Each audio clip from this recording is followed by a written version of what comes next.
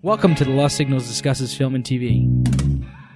Using the revolutionary Manzur-Ramosi Thurlow scale, or MOTS, we scrupulously review these art forms with an emphasis on narrative structure.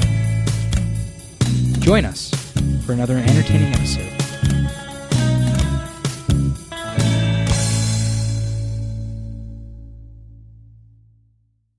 Welcome back to Lost Signals Oscar Roundup Tradition 2021 for the 2020 films. I am Scott Thurlow, and I am here with my fellow Oscar So White nominees, Stephen Ramosi. Oh my God. We're back. And Chris Morgan. I'd like to thank the Academy for allowing me to appear here. Music plays now. So it is the 93rd, Get off the stage.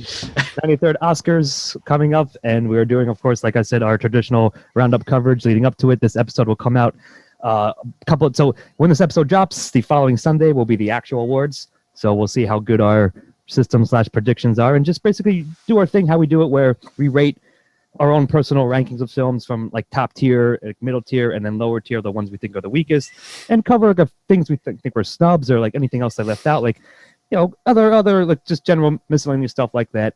So with that, why don't we kick it off with you, Steve-O? What have you got in your top tier of this year's Oscar films? Well, are we going lower tier, like the lowest ones to the top at the end of this list, or are we just starting with our top picks? You know what? Yeah, let's do what you said. Let's start with your lowest tier then. What do you think are the weakest films this year? So usually we have we break it into 3 tiers, and I feel like the last couple of years there have been 9 nominees, so we got 3, 3, and 3 usually. Yeah.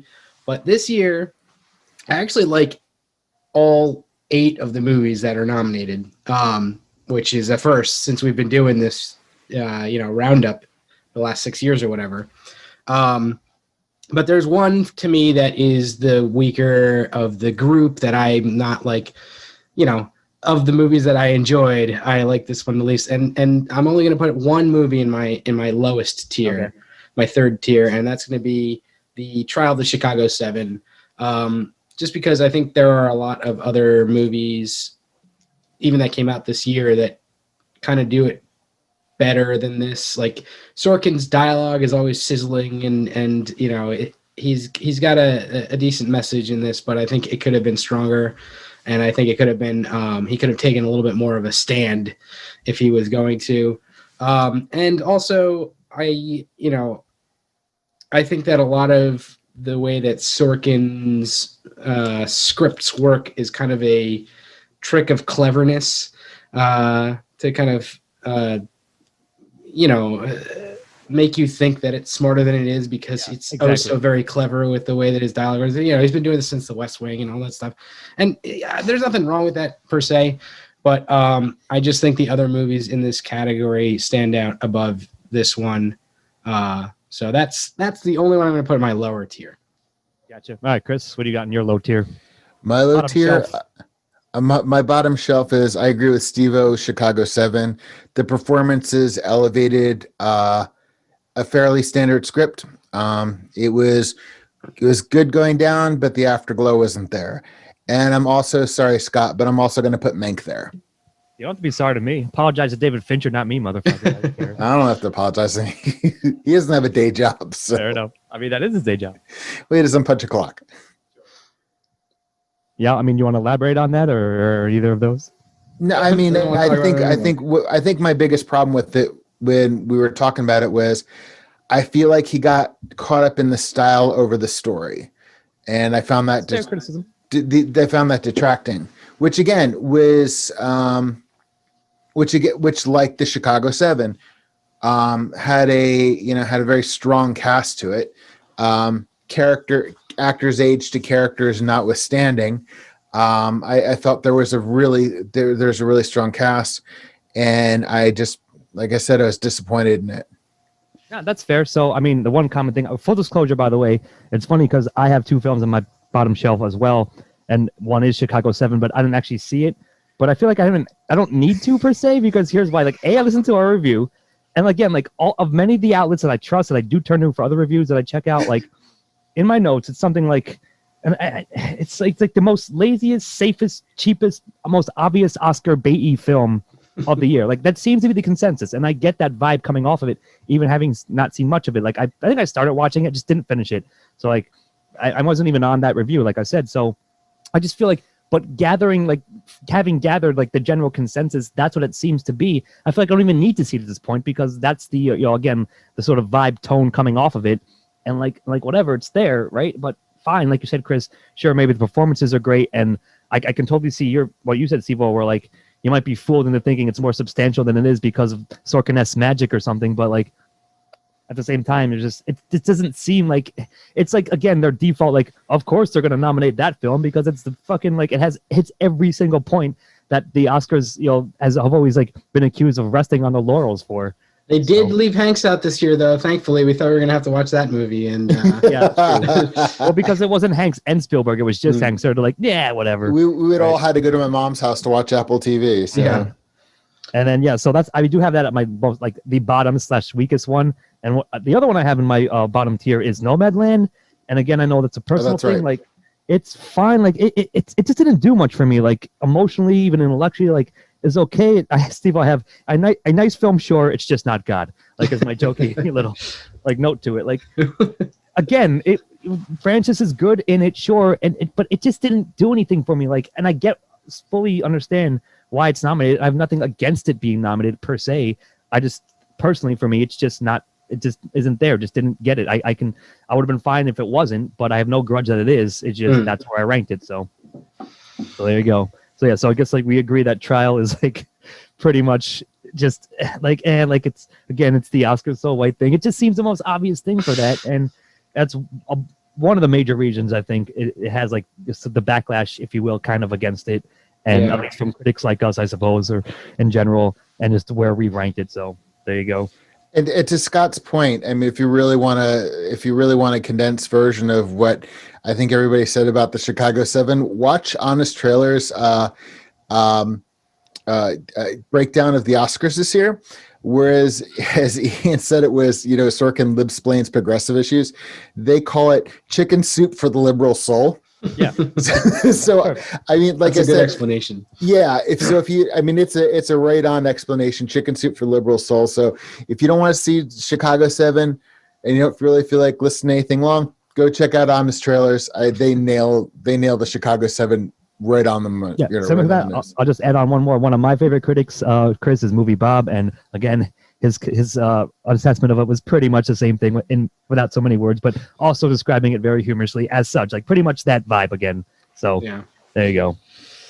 Alrighty, well, if that's the bottom tier, why don't we move up to some better stuff? Steve, what's on your mid shelf? We're on the middle tier now, and almost like apologies to all the rest of these movies. I really enjoyed, I really liked every single other movie that I'm going to talk about here, but something had to go in the middle tier. I'm with you. And the first one that on there is gonna be Mank.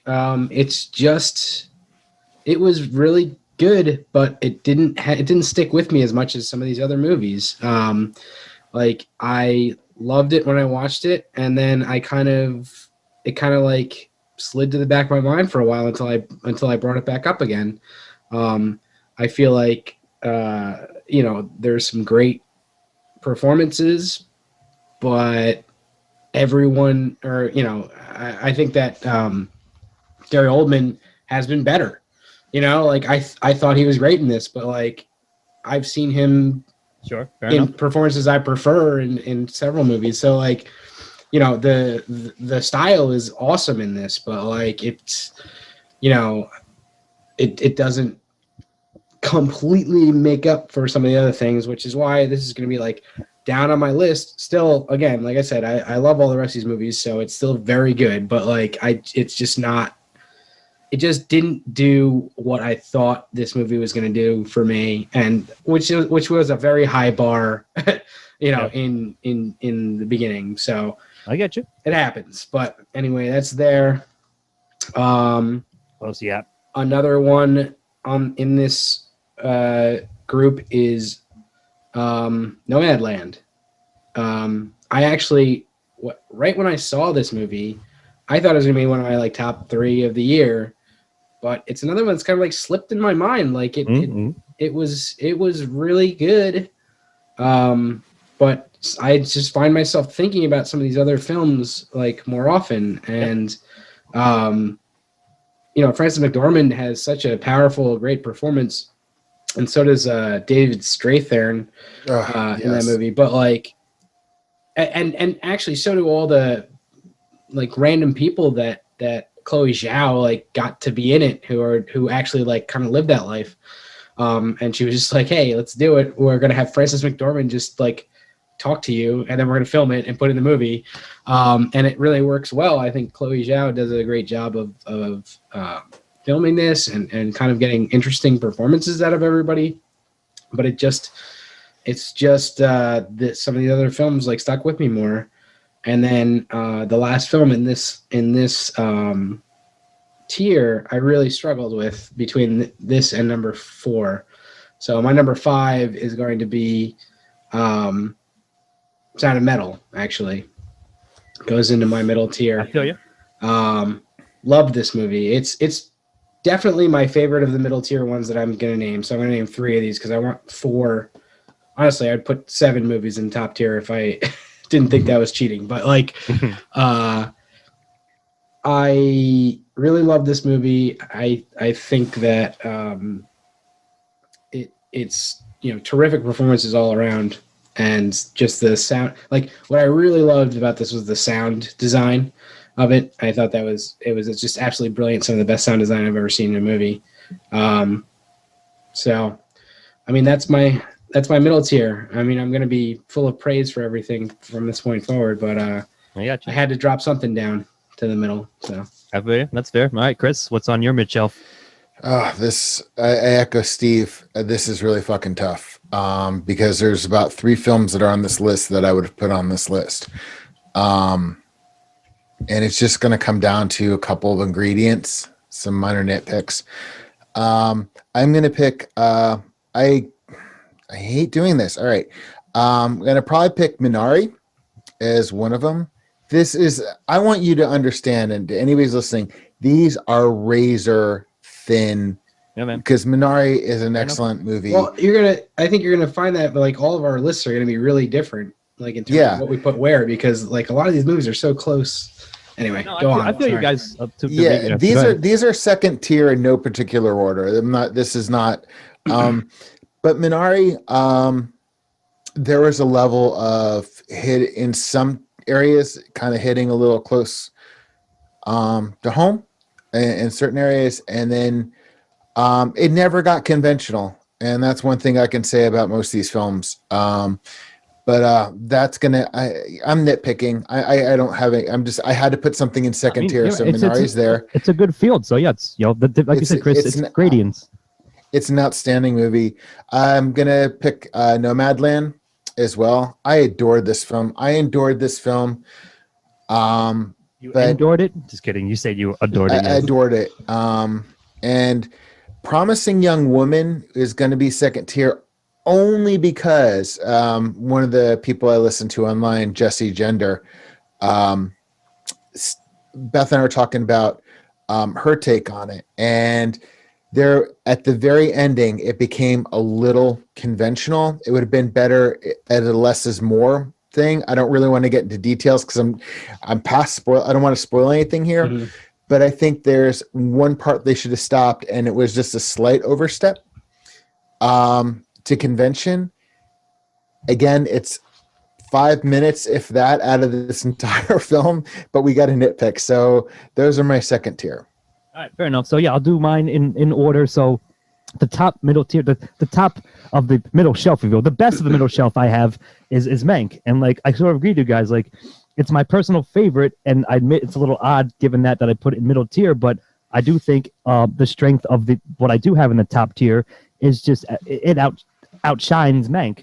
Even though I enjoyed it for personal reasons, I love the Orson Welles stuff, and I kind of agree, Steve. Like, yeah, Gary Oldman was very good, but I don't think it's by any means his best role. Like, like his magnum opus or anything. It just was a good film, and the style was great. But yeah, I'm basically giving it like a bit of a bump into, and even so, given that it's middle tier, because of my personal preference for the material and for the character and stuff.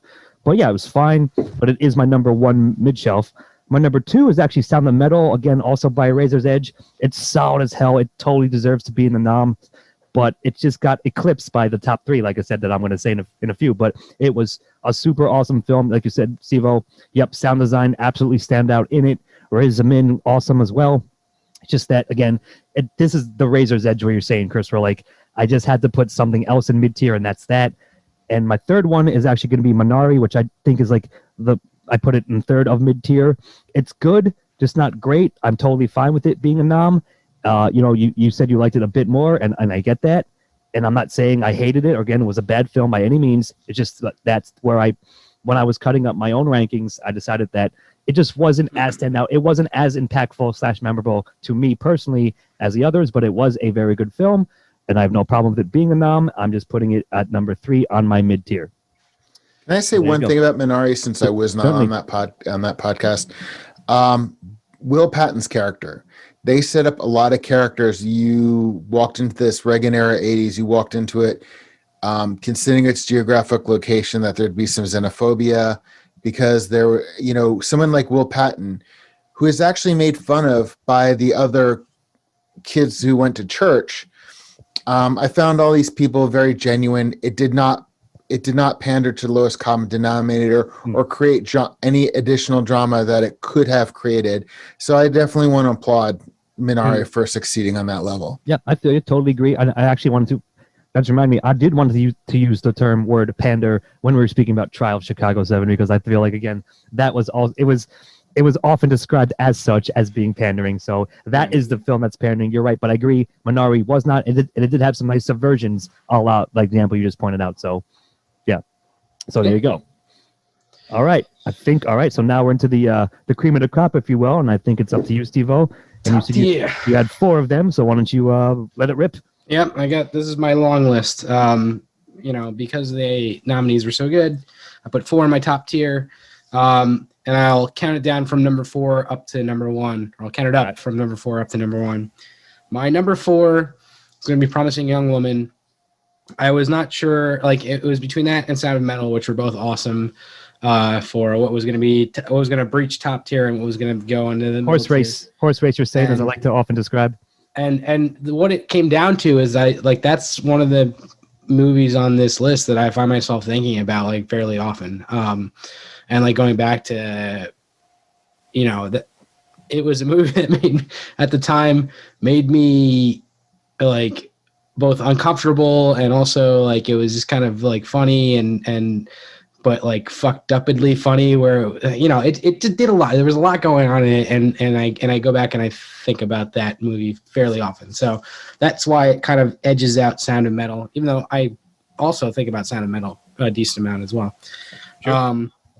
Number 3 is going to be Minari. I really love this movie. My only issues with it, and probably the only reason it's not at least in the top 2 is because, well, the top 2 are amazing movies, but also because the ending I found to be a little bit convenient. I don't know, like too nice. I don't want to spoil it. No, that's fair. I found it to be a little bit convenient. So. But otherwise, I think this is an incredible movie and definitely deserves a watch. I went into this expecting a really good movie and found something better than what I expected. So, my number 2 is going to be now this choice was very difficult. The top 2. Yeah. I know what they are because really I think hard. Really hard. Yeah. If you've been paying attention, you know what these 2 movies are. I'm going to go with The Father as my number 2. So The Father was a very, very effective. If anybody listens to that episode, it's fucking tearjerker. But Joe and I cried. Yeah. We all cried. Everybody on that episode cried. Except for me, who's a monster who wasn't on it, and you guys pointed that out, so thank you. That's true. Great friggin' movie, and just an amazing performance by Hopkins and Olivia Colman.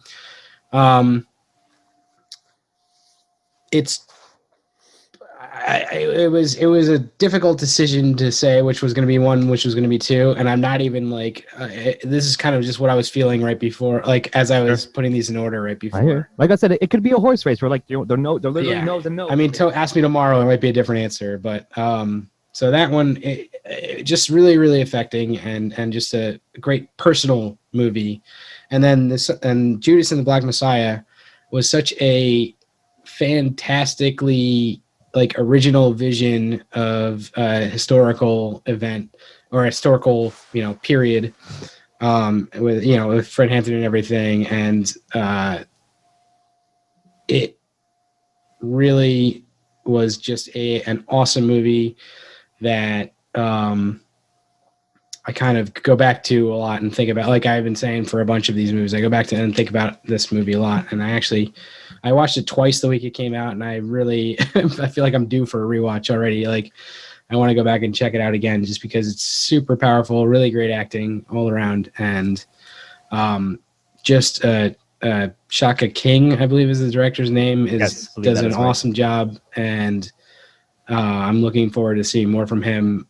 I felt like this movie had a really original, like, directorial vision and take on its, the people that I was focusing on, and so for me, it's the movie of the year.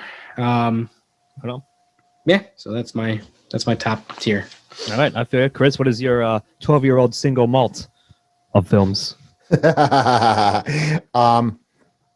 Actually, there's three films that aren't on this film, and I can easily say that the six that we're talking about that in my top two tiers plus these other three are three films I have not been able to, that I've never been able to let go of. And more than that, in my top tier, as Steve-O said, ask me in tomorrow 5 minutes and I might change my top one. Sure. It's tough, man. Sure, I get you guys. It's close. Yeah, because the other three that I left off here would definitely be there. I'd put six in the top tier, actually. So I'm going to say Sound of Metal. I thought that was an incredible movie. I just loved the way it was done. And I did a comparison to a movie that is not on this list at the time. Never, Rarely, Sometimes, Always. And both of those really were very personal, claustrophobic in a way, in a very cinema verite way that a lot of these other films don't have. And that's not a critique. That's not a criticism at all. It's a different style. A differentiation. So yeah, I'm going to put Sound of Metal there. I thought this was goddamn near perfect movie. God damn it. All right. Should I flip up guitar pick? No. Valid. Yeah, I have to agree with Steve-O. The Father was an incredible, absolutely outstanding film. I mean, I think three of my favorite films this year were or could have been plays. And The Father is definitely, actually, it was a play, actually. So two of my three films were actually plays, and one of them could be a play. But it was just outstanding all around. There's not a wasted second in this film. It was absolutely incredible. And I'm stopping talking about it because I can feel the tears. But I am going to say that Judas and Black Messiah is going to be put out only because I can't be biased about its message. I think Shaka King, the themes in this thing are just as relevant as they are now. It points out a lot of things if we look at the media and we look at our idiot political parties, the things that are missed, the things that are overlooked, that that once you break down the barriers, that once you get a certain class, and like with regard to middle class, working class, it's identity politics that keep us together, and the media and our idiot political parties feed on that because they want it. It's easier. But I think this movie did a really good job of deconstructing society and really I think in a lot of ways showing a person. Oh my God, did I just kill Steve-O? Steve-O's okay there. He's I happy. hope he. I think he sucked down his beer too fast while you were talking about the messaging of Black Messiah. Okay, yeah, because if you're not watching, Steve-O just disappeared. There he is. He's giving us a thumbs up, football style, so he's okay. Yeah, I think the people in this were really the messages that Fred Hampton were way. I think they resound today just as strong. Certainly. It's so hard because I was not really there at the time. I don't remember exactly when this took out. So I was either right before I was born or when I was 3. It was late 60s, I believe, mid to late 60s. So you wouldn't have been born quite yet. I think he was still alive maybe in 1970 when you were born, but I don't know the time exactly. But I think it's something like that. But yeah, it's the just as a piece of art, it's extremely well done. Kudos to the 2 actors who should not be listed as supporting, but co-protagonists, Lakeith Stanfield and Daniel Kaluuya. Daniel Kaluuya, yeah. And also, now one of them can win. Hopefully Daniel Kaluuya, because nobody's beating Chadwick Boseman for the main for Best Actor. And I also want to call bullshit on this because in 1984, both F. Murray Abraham and Tom Hulce were both nominated for Best Actor for Amadeus. So there's no reason that these these 2 guys should not have both been in as Best Actor. So, well, they probably. I think you submit what you want to go for. And they probably were like, well, we're not going to beat Chadwick Boseman, so let's go for supporting. If they'll have us. Sure. That's a fair point. Darkly funny, but yeah, that's probably how it did shake down. Like to address that. Good point, Steve-O. I think that's the case. I think you submit what categories you want to be. I think it does work. You should probably know that, but I think you're right about that. Yeah. So, word. I was going to say something. Oh yeah, Fred Hampton died in 1969. So, all right before I was born. Yeah. Word. So those your top. So yeah, I mean it's pretty funny. Like it's sort of close. So if you have unless you have anything more to add about that, Chris. For now, no, I'll tag on I'll do my comprehensive list at the end. We go back to it, but yeah, so I'll do my top 3. So I'll count backwards as well. So number 3 on the top tier, I have Promising Young Woman. Like I do think it was something fresh. And sort of, yes, Steve, it's supposed to make you feel like, especially us, that is to say, feel uncomfortable. But I think it did it in a good way with the dark humor and with again a serious message and a serious backing behind it. And I just enjoyed it quite a bit, and I still did think about it. And even though I somewhat do agree, like the ending, the way it was a little, what'd you say, Chris? Conventional, sure, but it didn't. I mean, to me, it's a nitpick, but I do see that angle. Absolutely. As with Minari, it's the little. Yeah, I get you, but that's why I have a number 3. So, and yeah, this one, speaking of coin flips and such, I mean, by positive elimination, it's Father and Judas. Now, as of this moment, in my actual list, I have Judas at number 2 and the Father at number 1. But they could easily switch, like you guys said, like depending on how it, in 2 days, like the day before the actual noms, I might be like, you know what, actually, Judas, I think I'm gonna move Judas up, but. It's almost neck and neck. I just tactically put Judas and Black Messiah at 2, but for all the very reasons you guys had out, it's a super strong, super effective, very important film, very well done film. And again, the 2 leads, I agree, Chris, they are 2 lead actors as these characters and are just phenomenal. Now, maybe it's more like the recency effect is why I have the Father at number 1, because it's the last one we saw, at least in terms of like chronologically reviewing. But I still think it was super affecting. Like, yes, Anthony Hopkins did an amazing job, perhaps one of not his crowning achievement, but like just another mark in his crown of being an amazing actor. And Olivia Colman was right there with him, keeping pace, like also fantastic. So yeah, I mean, I agree with you guys in that sense. Like those are the 2 best films. Like it's again a super nitpicky horse race. Like they're coming around turn 3 and they're neck and neck, whatever. Like they could easily tie, like whatever. But that's just how I break it down. But it is funny. I do agree like that we have those 2, all of us, as the best films, because it seems like, as you like to say, Chris, quote unquote, objectively, they're the best films of the year. I don't know what to tell you. but that's how I have it. So yeah, so those are. Go ahead. I was gonna say, so what do you guys think is gonna win? Well, that's what I was getting to. Like, I was like, so those are our rankings now. Let's cynically say what we think is going to win. I, of course, would bet on Trial because that's what the Oscars do. That's what it's going to do, man. Like, Oscar's going to Oscar, man. Like, so gun shy from Green Book. Yeah, like kind of like. I mean, I feel like it's the safest bet, and the film itself knows that. So, like, why not? Now, what I would like to win, it would be. I think Judas taking it would be the outcome I would most like to see. Like, if in a optimal world, if you will, like in my dream scenario in a sense.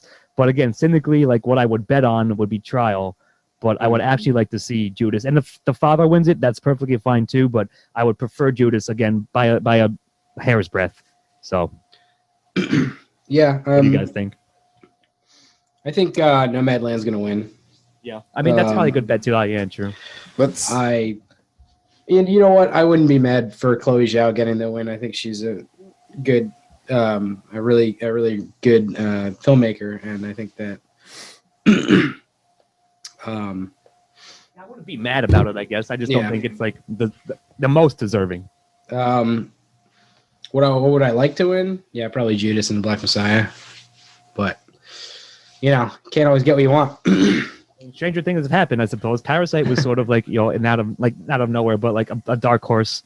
And that but we were all very happy that it did win that year, last year, I believe. Yeah. So, I'm just saying, like, the way we talk about this on our Oscar recaps, like, cynically, I'm going to go with Trial, and then Nomadland would be behind that. But optimally, I would pick Judas and anything else. If Sound of Metal won, I'd be like, hell, yeah, sure. Fucking A, that's fine, too. I just don't think, I think it's more of a long shot, but I wouldn't be super mad if any of these movies won. If Trial of Chicago 7 won, I'd be like, I'd kind of roll my eyes, but it's still not as bad as the worst that we've gotten, in the last 6 years or whatever. Yeah, and probably much worse before that. That's certainly true. So yeah, but since I've been paying attention to the Oscars, this is easily the best field that I've seen. It's one of them. It might not be the best, but it's like up there. It's like second or third best, I would say. Again, and since we've been doing the recaps and the cast on it, so yeah, it is. But you're right. Like you both said, and I certainly agree. It's a very, very strong field. The pack is much closer than I feel like we said and has been in the past. So what do you think, Chris? What are your hedge bets and what are your personal bets? Well, I'm gonna comment on the Chicago 7 because that is a good bet you guys have because there is a lot of social commentary in it.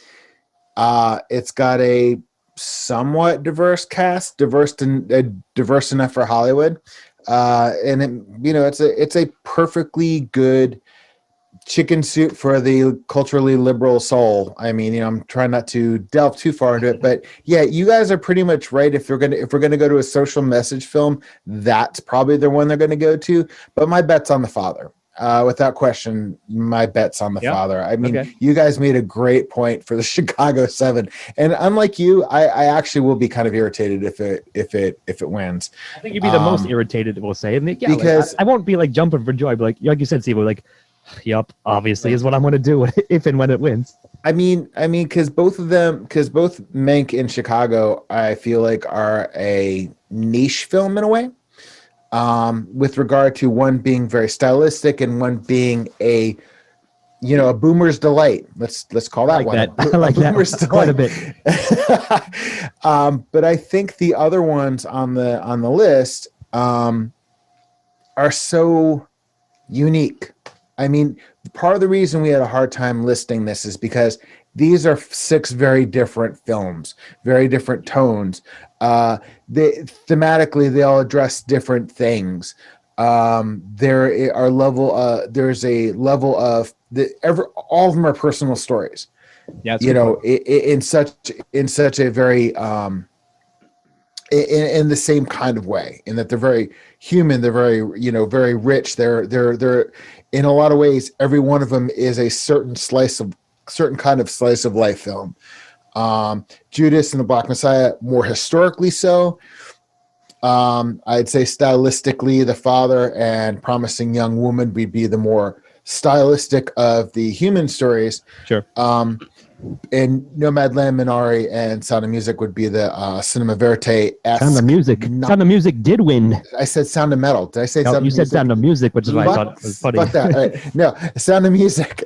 Sound of Music. Nomadland. Keep saying Sound of Music. You said Sound of Music God 3 damn it! I times. said Said it again 2 more Fuck. times. Sound of Metal. Sound of Chris Metal. is a little. Sound of Metal. To be fair, I don't know if you mentioned Chris got a second shot today, so he was a little woozy. So Yeah, I'm a little woozy. In the vexed. But the Sound of Metal, Nomadland, Minari are definitely not true cinema verite, but they have that kind of you are there kind of feeling to it. So I applaud those 6 films, because if any of those 6 films wins, I'll be very happy. saying pretty much almost anything but Trial. Trial and Mank, I just feel like those are the 2 most conventional Fair enough, Oscar baity films. I'm not like necessarily disagreeing with that. I just think it's funny to Yeah. like that the way you said it. All right, very nice. So those are what our bets are, personal bets, and what we think, like again, cynically, the Academy will actually do.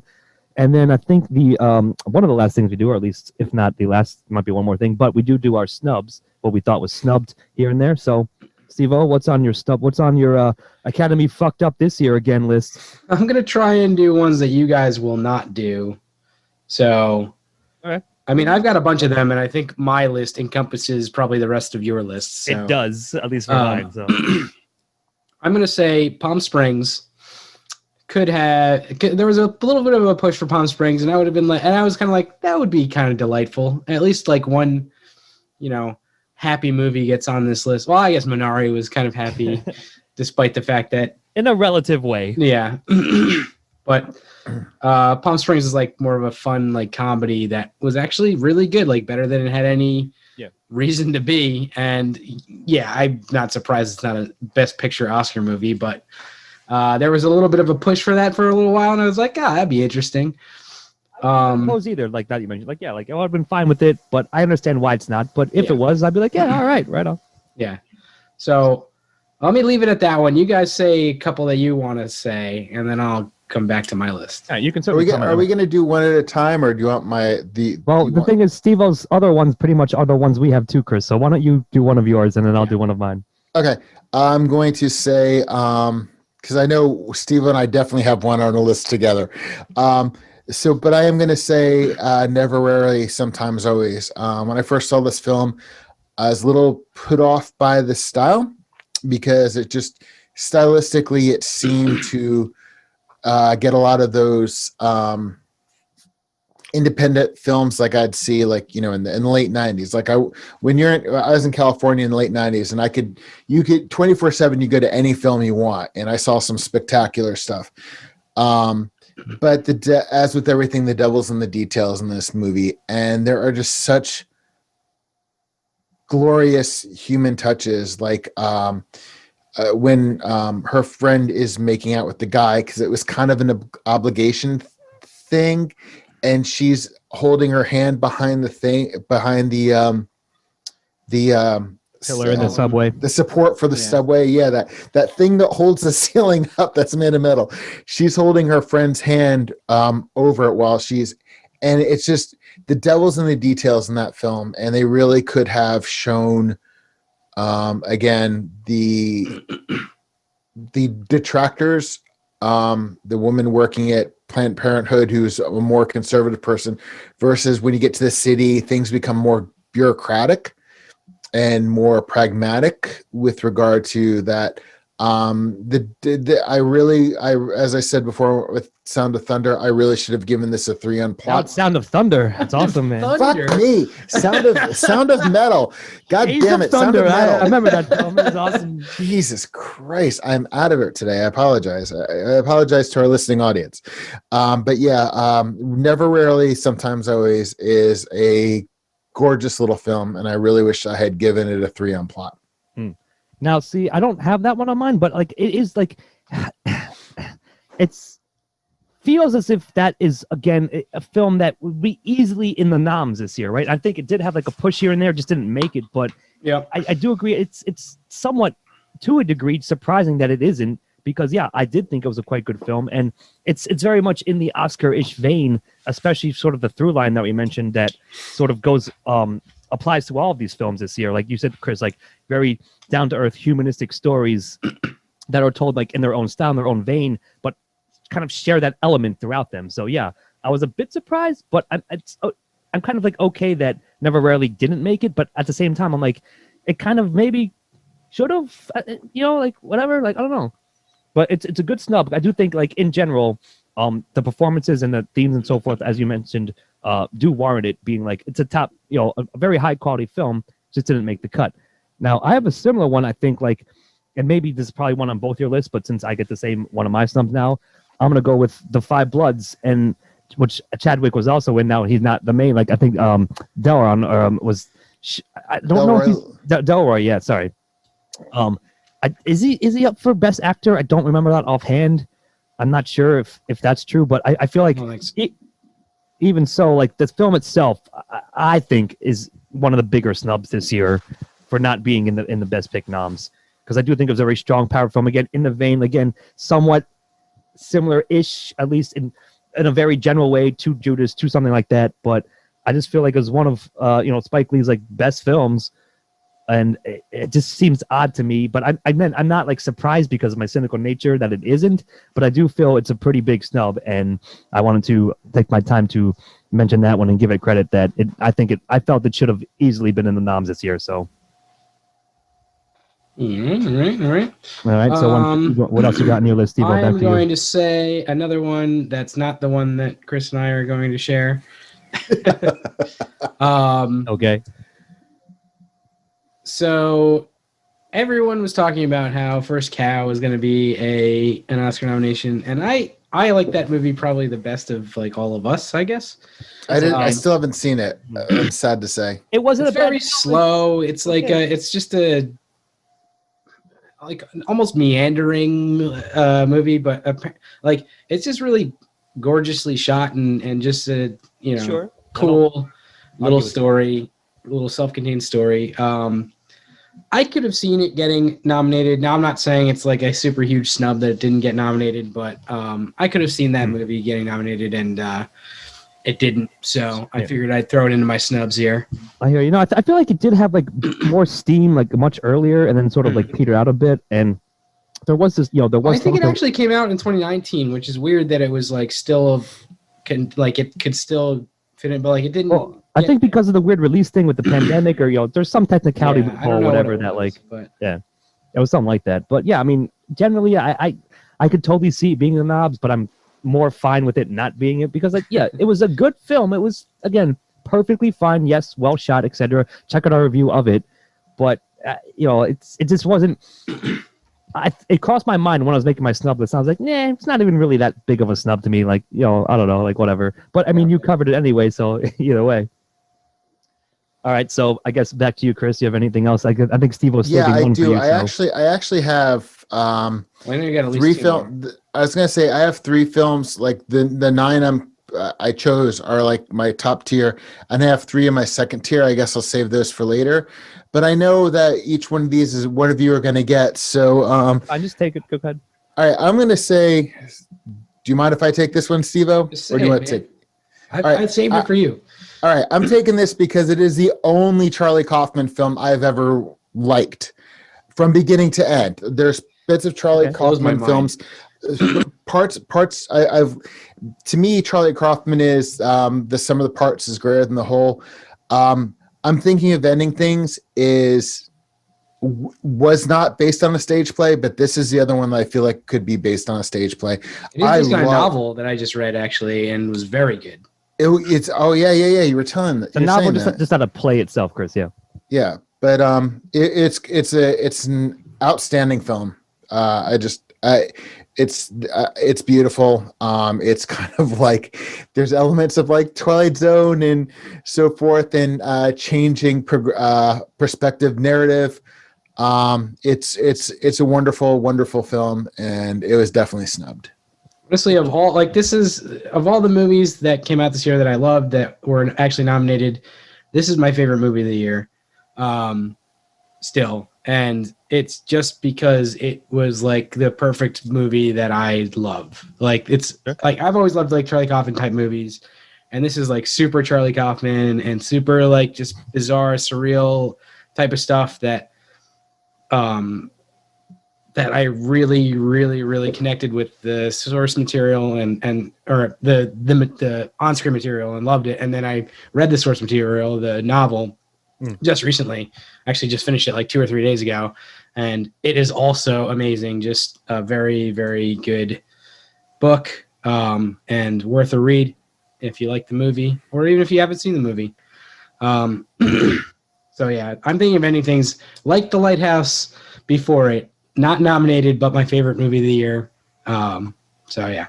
Fair enough. I feel you on that. Well, in that general sentiment, but again, I don't have it on my snub list. I know you liked it. Both of you liked it quite a bit more than me. Not to say I didn't enjoy it. I thought it was fine, but it is nowhere near my favorite Coffin film. And granted, Chris, you said you have never seen all of them or all the way through. You haven't enjoyed any till this one.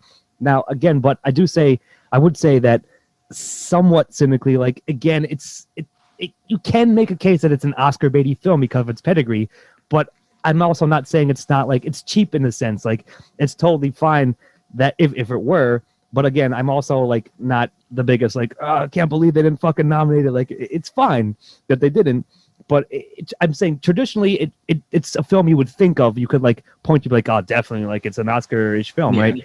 Well, I don't know. I think it might be too weird for the Oscars. See, I think they try to steer away from movies that are too, like, surreal or weird. I don't know. Not always, but like, they're not true. They don't always do that either, like, by any means. That's true. But I'm trying to think if, like, Adaptation was nominated whatever year it came out. It might not have been, but it is. Yeah, it's sort of moot. But I don't know. Maybe you can look it up while I'm speaking or something. But I'm just saying, like, I get where you guys are coming from, and I don't begrudge you having it on your snub list, especially since you both personally enjoyed it. And yes, is a very well composed, well done film. Yeah, a little bit more out there. Yeah, with the Twilight Zone-ish feel. And you're right, Steve-O, like a little bit more not experimental per se, but just less traditional than many, if not most, if not all of the films on this year's noms, and just in general from previous years. But I'm totally fine with you guys, like I said, having it on your snub list. And so I did a quick search, and none of his movies have been nominated for Best Picture. He's been nominated for Best Writing 3 times. Okay, fair enough. And Screenplay also 3 times for Being John Malkovich, Adaptation, and Eternal Sunshine. Fair enough. All right, well, I got one more. Well, I know, Chris, you also we share one, so I'll leave you that one, or Steve-O, but the other one I was going to say is that I've got One Night in Miami, which, speaking of stage play-ish stuff, like, I feel like that was snubbed to a degree. Now, again, maybe cynically, you could be like, well, they nominated Judas. I'm like, yeah, that doesn't preclude you from nominating other films. Like I don't know. I did think One Night in Miami is one of the films that I think about, like, ever since I see it. And there's still a few scenes in it that to me are both powerful and sort of, like, funny as well, like, at the same time. And I just feel like because of the nature of it, because it's basically four characters in a room and just, like, just talking about stuff, like, things at length and philosophically and socially and culturally and everything, and it's so well done that I feel like it's a bigger snub to me. So I just want to mention that, and I think it should have been at least in the mix to some degree, but it is not, and that's why I have to gripe about it right here. So, it's really funny. I'm sorry, Scott. Before the other night we were hanging out, and the One Night in Miami was at the top of my second tier. But I'm sorry, my best films were not 9, but 10. And One Night in Miami is on there because there is one scene, Scott, you pointed out, when they're listening to the Bob Dylan record and Malcolm X is doing that thing. And it's that song scene in the movie. That is probably one of my favorite scenes in anything all year long. Yeah. So I agree with you. I'm seconding your snub there, Scott. Thank you. Right on. All right. Yeah. So those are mine. I think, like I said, I have one more, but I'm leaving it for one of you guys. So I think it's back to you, Steve-O. Because you had... I've only got one more left on my list, and I will leave it to Chris. Okay, well, Chris, take it away then. I think we know personally what it is, so okay. Say it now. we all think Ma Rainey's Black Bottom got snubbed. I love this movie. I fucking love this movie. And Steve-O cringed when I said that Coca-Cola was probably my favorite drink, because it does actually play into the film. If Chadwick Boseman wins Best Actor, it is not a gift. It is not a it is not a Not like a pity, like, oh, he died. it's not now a we it's have to not a give him an pity. award. Like, you know, I mean, because what's his name? Who wrote it? August? What are you talking about? We're trying to think. No, of. no, no. I was just going to name other actors who died or were on their deathbeds around the time they won Best Actor. Like when they Ledger. gave Heath. with like Heath, he absolutely deserved that. Henry Fonda deserved his. Jason, oh Christ, he was in. Yeah, all right, I'm not. In other words, this would not be a gift. He was outstanding. Right. Saying if he were alive, he just, it would have been just as fine if he was. It's the film is just poetry in motion, and even the costume designer explained to the background actors why they were wearing what they're wearing. I mean, this film I mentioned it a couple times, the devil's in the details. This film is just like damn near perfection. And the devil is in the details because everybody on this film, from watching the making of, definitely dove into it to a greater degree than you usually see. So Ma Rainey, probably the biggest snub in my opinion. Your biggest snub. Sorry, just your biggest snub. It's on my list, and I've agreed with many of the reasons that you said. So go ahead, Steve. Sorry. I was gonna say I don't know if I have it on my snubs list, but I don't know if it would have made my top. Certainly not 8 of the year, or even my top 10 films of the year. I think that Chadwick Boseman is deserving of a Best Actor for sure. But and don't get me wrong, I really like the movie. But like I was saying, I think we were talking a little bit before the podcast. I'm not sure if this would make. If I was in charge of what movies got like Best Picture nominations, Ma Rainey would not be on the list. There are, I will say, like almost every other movie we've talked about would make it before this one. Now, this would be like, if I think I have like 15 movies that I've like an honorable mention. You're this saying would be like 13 or 12 or something. yeah, like but that, not necessarily a nom.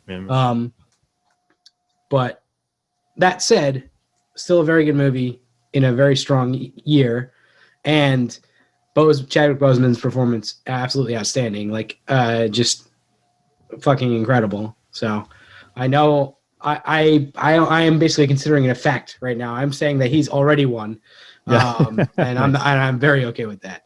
Yeah, totally no argument from any of us, obviously.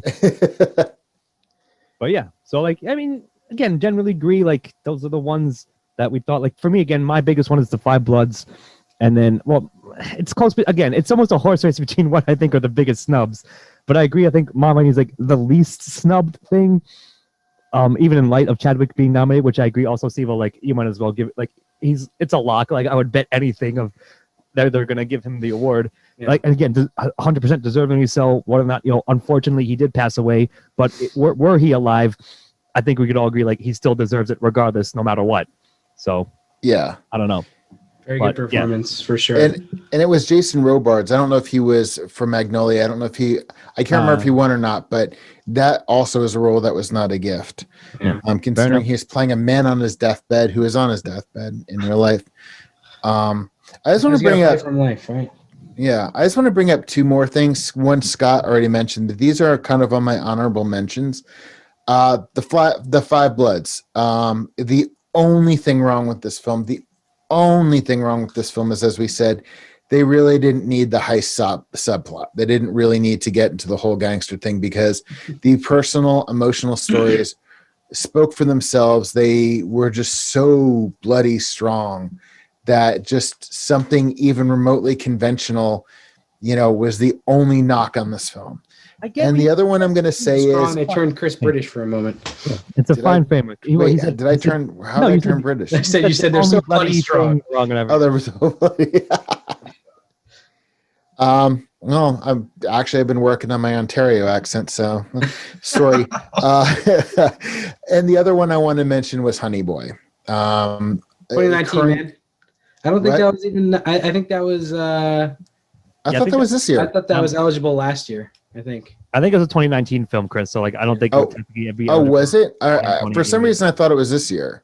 We might have watched it in 2020, but I think definitely watched it in 2020. But it fuck! All right, I fucked it up. It was a snub last year, Chris. Yeah. Was it?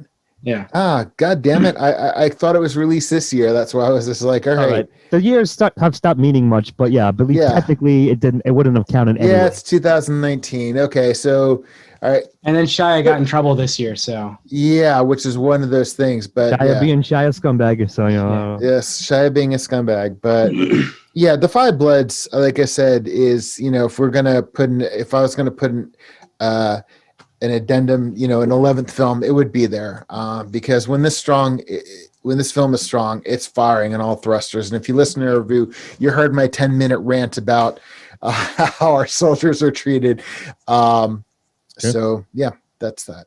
Yes, and of course, a good plug, because you, of course, can listen to all our reviews of all these films, which you have done, like if you so wish. But yeah, and normally I would have it in front of me, like what we did rate each film individually. I know you guys rated Father a 9 or 9.5. It was one of the highest, and I think we did. Judas got a 10, also if I recall correctly. Yeah, everything else got 9. We've had very few 10s. I think we've had fewer 10s in 2020 than we ever have before. Yeah, that might be true. I just don't have all the numbers in front of me, just off the top of my head.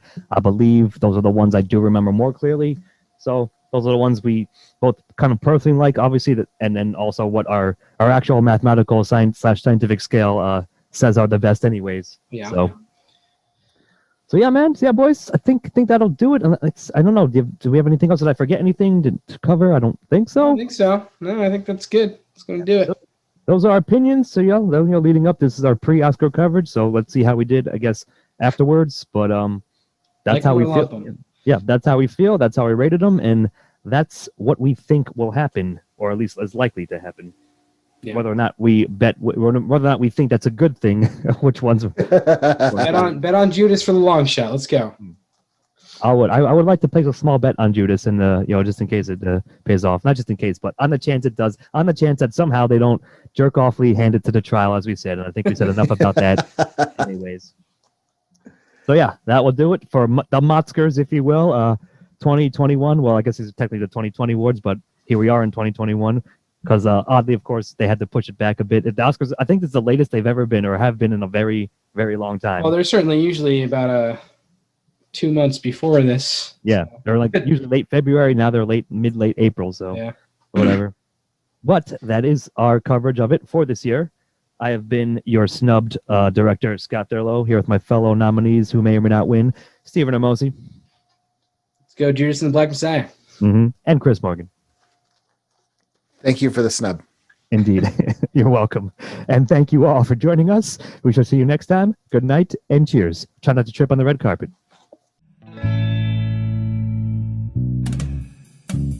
Editing and engineering by Stephen Hermosi.